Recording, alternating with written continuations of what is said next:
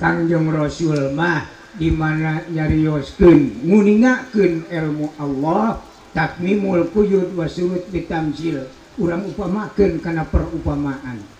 Nabi nyarioskeun ilmu Allah lir upama hiji jalma masihan artos. Upami jalmi ditengeulan ku Kangjeng Rasul malah alhamdulillah. Di mana jalmi dipasihan artos malah nangis. Eta pola nyarioskeun ilmu Allah. Istilahna di mana para kiai ustad ajengan nyarioskeun ilmu Allah nu dilarang ku Allah taruhlah bahasana haram. Itu ningali kana kemampuan umat. Itu kumaha lamun haram bakal gegebegan masyarakat.